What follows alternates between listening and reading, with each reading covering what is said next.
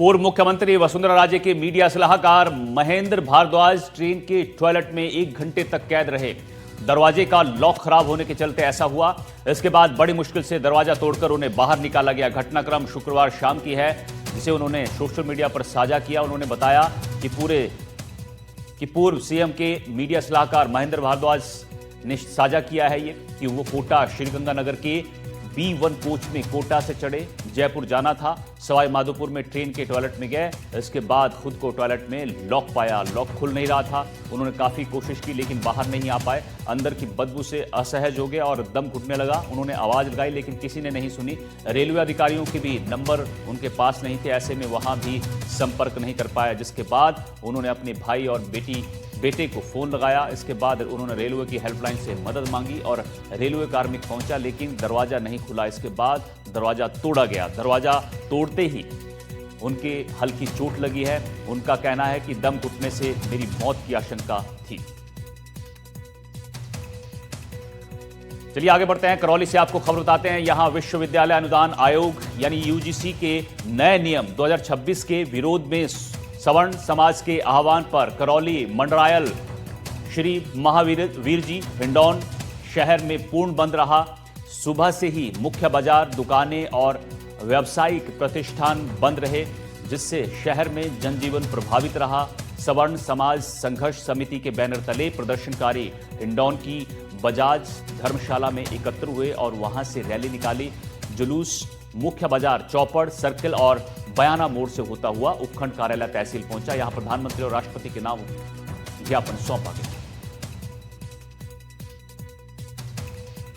Police द्वारा पूरे चाक चौबंद व्यवस्था की गई है। लगभग 15 पॉइंट हमने 6 पॉइंट लगाए। इसके अलावा पैदल गश्त और मोबाइल पार्टियां भी हमने लगाई है और पूरे मार्केट में हमारी नज़र है।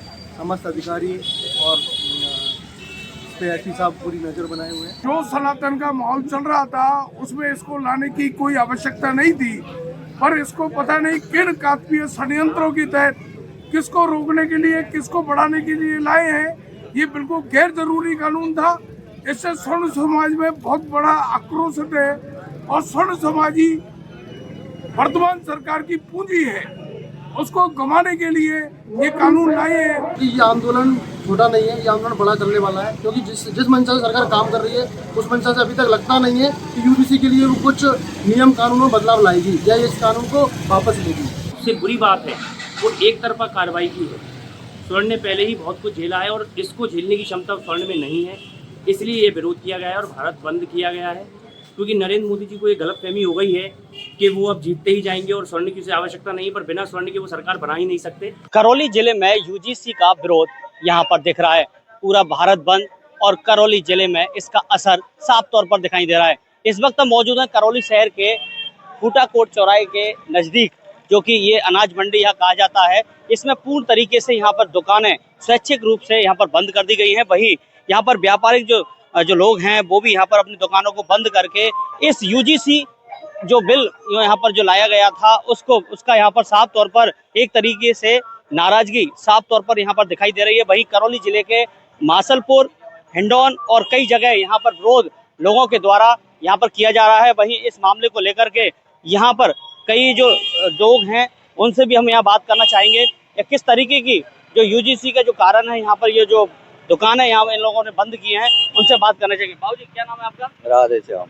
आज क्या कारण है दुकानें जो बंद की है? कानून यूजीसी की वजह से बंद है। यूजीसी के कारण। और भी लोग हमारे साथ मौजूद हैं, उनसे हम बात करना चाहेंगे। जी सर, क्या नाम है आपका? वीरेंद्र शर्मा। आज जो करौली शहर पूरी तरीके से बंद है या कुछ दुकानें खुली हुई है? नहीं, पूरी तरह बंद है। क्या कारण है इसका बंद होने का? अब बंद होने का क्या है कि ये मोदी क्या है कि मोदी अति कर रहा है।